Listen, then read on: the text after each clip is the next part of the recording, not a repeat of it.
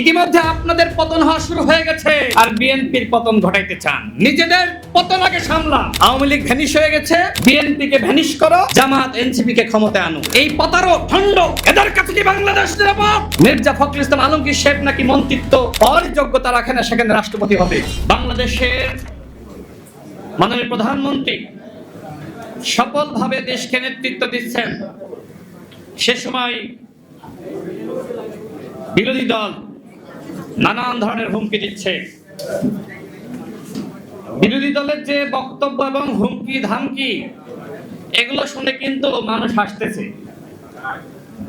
মানুষ তাদের এই হুমকি শুনে মুচকি হাসে। যারা বাংলাদেশের অস্তিত্বে বিশ্বাস করে না, যারা স্বাধীনতা চায়নি, যারা মানচিত্র চায়নি, তারা আজকে বাংলাদেশে বিরোধী দল হয়েছে। এটি জাতির জন্য অত্যন্ত লজ্জা। আপনারা কি বিশ্বাস করেন যারা বাংলাদেশে, ঠিক আছে তারা বাংলাদেশে রাজনীতি করছে, নানান কারণে তারা রাজনীতি করার সুযোগ পেয়েছে, কিন্তু যারা বাংলাদেশের জন্মে বিশ্বাস করে নাই, তাদের হাতে কি দেশের সার্বভৌমত্ব নিরাপদ? বন্ধুগণ, কোনোভাবেই তাদের হাতে দেশের সার্বভৌমত্ব নিরাপদ নয়।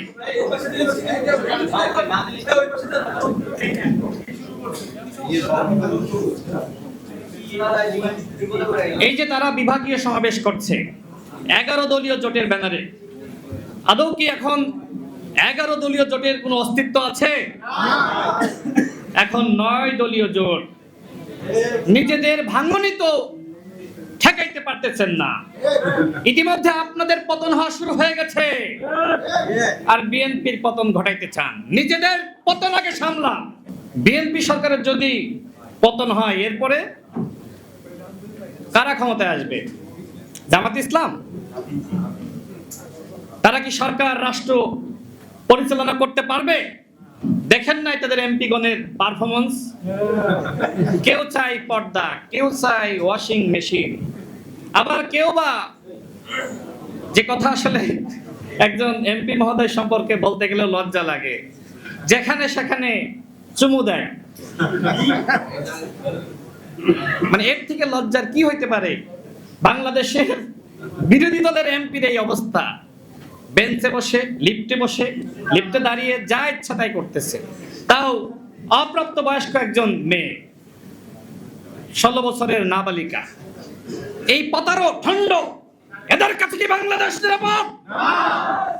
এরা নাকি বাংলাদেশে ক্ষমতায় যাবে, এরা নাকি রাষ্ট্র পরিচালনার স্বপ্ন দেখে ফেসবুকে সরকার গঠন করেছিল, নির্বাচনের আগে হাইপ সৃষ্টি করেছিল যে জামাত ইসলাম ক্ষমতায় আসছে, আমাদের ভোট দাও, জান্নাতের টিকিট বিতরণ করেছিল। জনগণ কি তাদের ধোঁকায়, তাদের ফাঁদে পা দিয়েছে? বন্ধুগণ, বাংলাদেশে এখন তারেক রহমানের জাদু, এই জাদুতে এদেশের মানুষ মুগ্ধ হয়েছে। তিনি 17 বছর নির্বাসিত জীবনে ছিলেন, সেখানে থাকা অবস্থায় বিএনপিকে সংগঠিত করেছেন, বাংলাদেশের গণতান্ত্রিক আন্দোলনের নেতৃত্ব দিয়েছেন। জামাতের বর্তমান আমির শফিকুর রহমান, তিনি তো নিজেই বলেছিলেন যে আমরা তারেক রহমানের নেতৃত্বে বাংলাদেশে আন্দোলন করছি। তাও আবার 12 দলীয় জোটের একটি প্রোগ্রাম ছিল, ইফতার প্রোগ্রাম, সেখানে সেলিম ভাই, হুদা ভাই সহ আমরা সবাই ছিলাম। আমি নিজে শুনেছি যে তিনি বলছেন যে আমাদের আন্দোলনের নেতৃত্ব দিচ্ছেন আমাদের যোগ্য নেতৃত্ব, তিনি দূর প্রবাসে থেকেও আমাদেরকে নেতৃত্ব দিচ্ছেন। সেই সময় স্বীকার করেছেন গণঅভ্যুত্থানের পরে কি এমন হলো, বলা শুরু করলেন এক ফ্যাসিবাদকে হটিয়ে আর এক ফ্যাসিবাদকে ক্ষমতায় আনবো না, বিএনপি নব্য ফ্যাসিস্ট, বিএনপি সংস্কার চায় না। এই সব কথাবার্তা আপনারা কেন বলা শুরু করলেন? আজকে এই ব্যানারে কিন্তু লেখা আছে যে বৈষম্যহীন সমাজ গঠনে বিভাজন নয় ঐক্য। বিএনপি তো ঐক্যে বিশ্বাস করে, জামাত ইসলাম তো কোনো ঐক্যে বিশ্বাস করে না। ডক্টর মোহাম্মদ ইউনূস, তার প্রতি শ্রদ্ধা রয়েছে, কিন্তু ডক্টর মোহাম্মদ ইউনূসের মাইনাস ফর্মুলা ছিল, বিএনপি কে মাইনাস করার ফর্মুলা।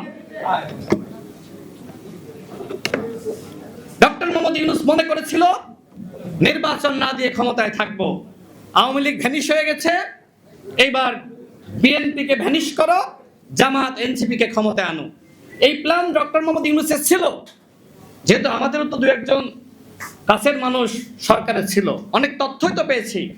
অনেকে মনে করে যে ডক্টর মোহাম্মদ ইউনূস তো ফেরেশতা, এমনি এমনি নির্বাচন দিয়েছে। বন্ধুগণ, আমি বলতে চাই ডক্টর মোহাম্মদ ইউনূসকে নির্বাচন দিতে বাধ্য করা হয়েছে, নির্বাচন আদায় করে নেওয়া হয়েছে। এই জামাত ইসলাম কি নির্বাচন চেয়েছিল? এনসিপি নির্বাচন চেয়েছিল? ওরা বলেছিল 12ই ফেব্রুয়ারি বাংলাদেশে কোনো নির্বাচন হবে না, বলেছিল না? আমরা নির্বাচন আদায় করে নিয়েছি। বন্ধুগণ, আজকে নির্বাচিত সরকারের বিরুদ্ধে যারা গণঅভ্যুত্থানের হুমকি দিচ্ছে, এরা অপরাধ করছে, অন্যায় করছে। বিএনপি সরকার কি হাসিনার মতন নির্বাচন করে ক্ষমতায় এসেছে? জনগণের ভোটে বিএনপি সরকার ক্ষমতায় এসেছে। সুতরাং এইসব গণঅভ্যুত্থানের হুমকি দেওয়া বন্ধ করেন। গণঅভ্যুত্থানে তো সস্তা জিনিস না, বললেন আর হয়ে যাবে। জীবনে কখনো নেতৃত্ব দিয়েছেন? জামাতের নেতৃত্বে দেশে কখনো গণঅভ্যুত্থান হয়েছে, আন্দোলন সংগ্রাম হয়েছে? গণঅভ্যুত্থানের একজন নায়ক নাহিদ ইসলাম, তিনি নিজেই বলেছিলেন বাংলাদেশের জনগণ জামাতের নেতৃত্বকে গ্রহণ করবে না। আমার লজ্জা লাগে, দুঃখ লাগে। নাহিদ ইসলাম কি করে এই কথা বলার পরে জামাতের আমির ডাক্তার শফিকুর রহমানের নেতৃত্বকে মেনে নিলেন, গ্রহণ করলেন? এইটা গণঅভ্যুত্থানের সাথেই অপরাধ, অন্যায়, আমাদের জন্য লজ্জার। প্রিয় বন্ধুগণ, আপনারা শুনেছেন যে হাসনাত আব্দুল্লাহ, সার্জিস আলম, তারা বেশ প্রতিনিয়ত যেখানেই যাচ্ছে সেখানেই হুমকি দিচ্ছে। আমি আপনাদেরকে একটি তথ্য দিতে চাই। আপনাদের মনের মধ্যে কি প্রশ্ন আসে না যে 1 নম্বর সমন্বয়ক নাহিদ ইসলাম এবং 4 নম্বর সমন্বয়ক আসিফ মাহমুদ ছাত্র উপদেষ্টা হলেন? আসিফ মাহমুদের আগে থাকার পরেও কেন হাসনাত এবং সার্জিস ছাত্র উপদেষ্টা হতে পারলেন না? এর মূল কারণটা হলো হাসনাত এবং সার্জিস গণঅভ্যুত্থানের সাথে বেঈমানি করেছিল, এই কারণে ছাত্র উপদেষ্টা হতে পারে নাই। যারা সমন্বয়করা ছিল তারা 2 ভাগে বিভক্ত ছিল। নাহিদ এবং আসিফের নেতৃত্বে একটি অংশ যারা সরকারের পতন চেয়েছিল, এবং হাসনাত এবং সার্জিসের নেতৃত্বে আরেকটি অংশ যারা শেখ হাসিনাকে রক্ষার আন্দোলন করেছিল। 19 জুলাই যেদিন এত মানুষ শহীদ হয়, এত মানুষ শহীদ হওয়ার পরেও কিভাবে সরকারের সাথে সংলাপ করলো, এই প্রশ্ন কি আসে না? যেহেতু সময় সংক্ষিপ্ত, আমি আর 2টি কথা বলে শেষ করব।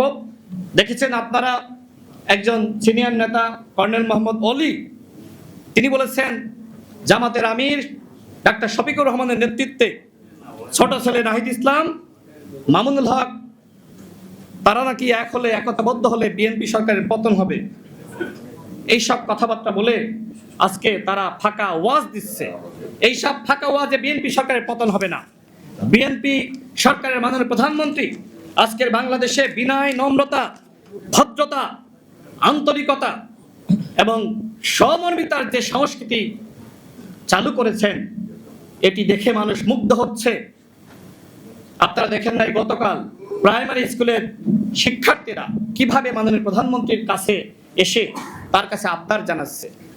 আপনারা কল্পনা করেছিলেন যে এইভাবে একজন প্রধানমন্ত্রীর কাছে যাওয়া যাবে? একজন প্রধানমন্ত্রী এইভাবে আমাদের মতন জনগণের সাথে জেমে চড়ে যাবে? প্রটোকল নেবেন না? তিনি সচিবালয়ে খাবারের খরচ সেই ফেসিবাদের সময় যদি 4 গুণ থাকতো, এখন সেখান থেকে 1 গুণ করেছে। এইভাবে তিনি দেশকে নেতৃত্ব দিচ্ছেন, দেশকে উন্নত সমৃদ্ধ করার জন্য তিনি কাজ করছেন। আর সেখানে একের পর এক গণঅভ্যুত্থানের হুমকি, পতনের হুমকি, মিথ্যাচার এবং আমাদের মাননীয় মন্ত্রীদের নিয়ে নানান ধরনের বক্তব্য দেওয়া হচ্ছে। একজন বলেছে মির্জা ফখরুল ইসলাম আলমগীর সাহেব নাকি মন্ত্রিত্ব পাওয়ার যোগ্যতা রাখে না, সেখানে রাষ্ট্রপতি হবে। সেই নাসিরউদ্দিন পাটোয়ারি কি মির্জা ফখরুল ইসলাম আলমগীর সাহেবের জুতা টানার যোগ্যতা রাখে? আজকে ফালতু কথাবার্তা বলে যে ধরনের সংস্কৃতি তৈরি করা হচ্ছে, এগুলো বন্ধ করতে হবে, বন্ধ করতে হবে। আমরা ঐক্য চাই, আর সেই ঐক্য প্রতিষ্ঠার জন্য আপনাদেরকে আন্তরিক হতে হবে। আজকে আমাদের বিরুদ্ধে যে ধরনের মন্তব্য করছেন, বক্তব্য দিচ্ছেন, মিথ্যাচার করছেন, প্রপাগান্ডার রাজনীতি করছেন, এইগুলো আপনাদেরকে বন্ধ করার আহ্বান জানাচ্ছি। আমাদের মাননীয় মন্ত্রী মহোদয় বক্তব্য রাখবেন, যে কারণে আমি আর আমার বক্তব্য বাড়াচ্ছি না, আপনাদের সবাইকে ধন্যবাদ। আল্লাহ হাফেজ। বাংলাদেশ জিন্দাবাদ।